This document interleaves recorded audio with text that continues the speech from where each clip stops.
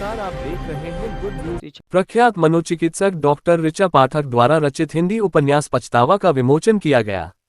वाराणसी प्रख्यात मनोचिकित्सक डॉक्टर ऋचा पाठक द्वारा रचित हिंदी उपन्यास पछतावा का विमोचन संस्कार ब्राह्मण महिला संगठन की संस्थापिका वरिष्ठ समाजसेवी ममता द्विवेदी जी के नेतृत्व में किया गया। नारी सशक्तिकरण की पर्याय महारानी लक्ष्मीबाई जी के जन्मस्थली पर यह कार्यक्रम किया गया। उपन्यास की लेखिका डॉक्टर ऋचा पाठक ने बताया कि इस उपन्यास में एक उस व्यक्ति की कहानी है जो अति संवेदनशील है और अपने उस माता पिता के बहुत करीब है जिन्हें बचपन से उसने बहुत उदास और असंतुष्ट देखा, उनके खुद के बड़े बेटे और बहू के उपेक्षा और तिरस्कार के कारण। परिणाम स्वरूप उसका शुरू से ही विवाह जैसी संस्था से भरोसा उठ गया और उसके इस भावना को पुष्पित पल्लवित किया उसके माता पिता ने।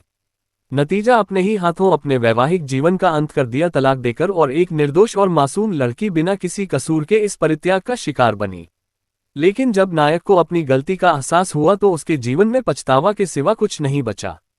ये कहानी उस महिला के भी संघर्ष की कहानी है जो निर्दोष परित्यक्ता बनी, जिस इंसान ने उसके जीवन की सारी खुशियां छीन ली, उसे विपदा के समय निस्वार्थ भाव से सहयोग दिया, ये सोचकर कि ऐसे विकट समय में अगर वह भी साथ छोड़ देगी तो वो कभी अपने आप को माफ नहीं कर पाएगी और पछतावा कभी भी उसका पीछा नहीं छोड़ेगा।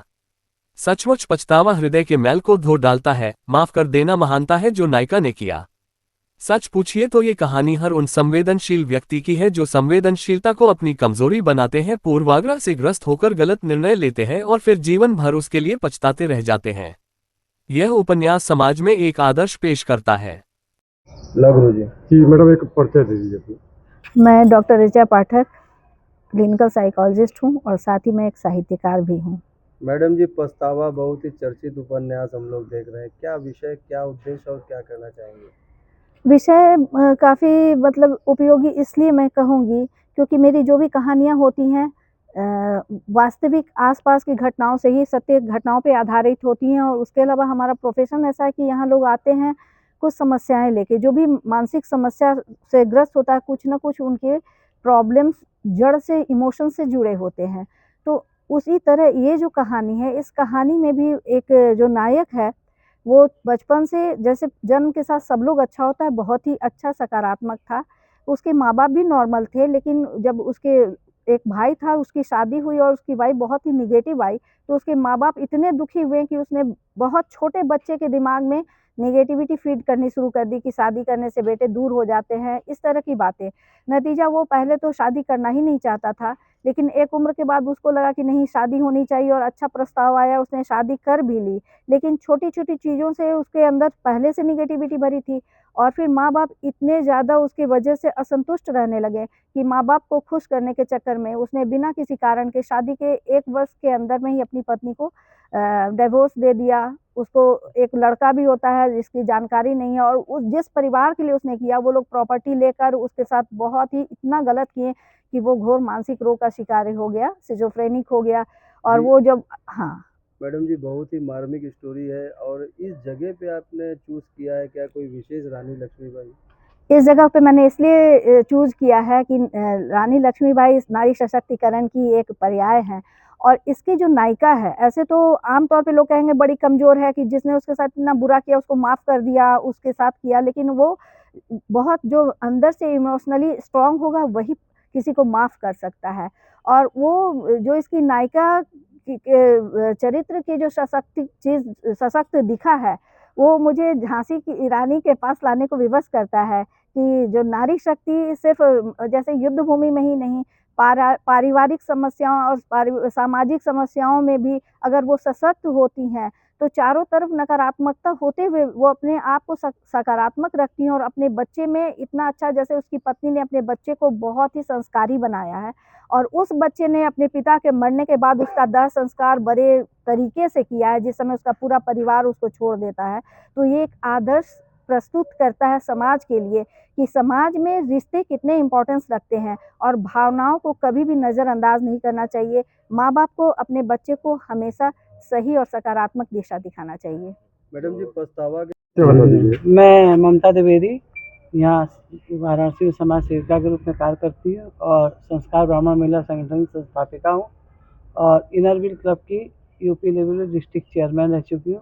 आज किस प्रकार की किताब लॉन्चिंग हुआ है? आज ये किताब इन्होंने, जो हमारी ऋचा पाठक जी ने उसका उद्घाटन हमसे कराया है। मैं बहुत अपने को भाग्यशाली मानती हूँ और बहुत भी गौरवान्वित महसूस करी। इन्होंने जो पछतावा इसका नाम रखा है, जैसा कि इन्होंने अभी बताया, अभी तो मैं पढ़ूँगी तो पता चलेगा कि एक बच्चे की कहानी शुरू से है कि उसको ऐसा संस्कार मिला कि आगे जाके उसके मन में ये संस्कार भर गया कि शादी एक दाम्पत्य जीवन बेकार की चीज़ है, जबकि शादी अच्छी हुई। उसके बाद भी वो उससे अलग होता चला गया और अंत में उसके जीवन में उसको अपने जीवन का पछतावा ही लगा। तो इस तरह का उपन्यास वास्तव में समाज ज़रूरत है, जो कि माँ-बाप बच्चों को शुरू से वो संस्कार और जीवन नहीं दे पाते हैं अपने व्यस्तता के कारण, लेकिन आगे जाके बच्चे जिस तरह से दूसरे रास्तों पर दूसरी जगह विचलित होते हैं, आगे जीवन जो खराब होता है, उसके हिसाब से बहुत ही अच्छा उन्होंने लिखा है। और मैं चाहूँगी आगे भी ऋचा जी इसी तरह के जो आजकल की, जैसा कि आप लोग को शायद लगता है आप लोग पत्रकार हैं, अपने देश से जैसे कि बच्चे आजकल अधिकतर बाहर विदेश में रहने की प्रक्रिया पे चल रहे हैं। माँ-बाप, अगर आप यहाँ से जहाँ हम लोग खड़े हैं, अगर आप विश्वविद्यालय में भी देखेंगे तो हर घर में 2-2 माँ-बाप रह गए, सब बच्चे बाहर और रह रहे, क्या सिर्फ़ कमाने के और पैसे के इसमें। लेकिन क्या वास्तव में हमारे भारत भूमि या हमारा भारतवर्ष इतना सक्षम नहीं है कि जो उनको वहाँ मिलता है, उससे ज़्यादा उनको यहाँ मिले? या नहीं मिल सकता है। लेकिन ये सिर्फ़ एक ग्लैमर है, एक इस समय का वातावरण का एक वो चल रहा है समय कि बस बाहर विदेश ही सर्वोपरि है, बाकी सब बेकार है। तो हम चाहेंगे कि ऋचा जी ने कहा कि इसमें एक ऐसा उपन्यास देखिए, जिसमें आजकल की पीढ़ी को ना, क्योंकि ये आगे पछताएँगे। वहाँ विदेशों में अकेलापन है, हमारे हिंदुस्तान में हमारे चाचा, नानी, मौसी, मौसा, बुआ सारे रिश्ते, वहाँ कोई रिश्ता नहीं रहता, कोई सिर्फ़ हम अकेले ही है मेरा एक बच्चा।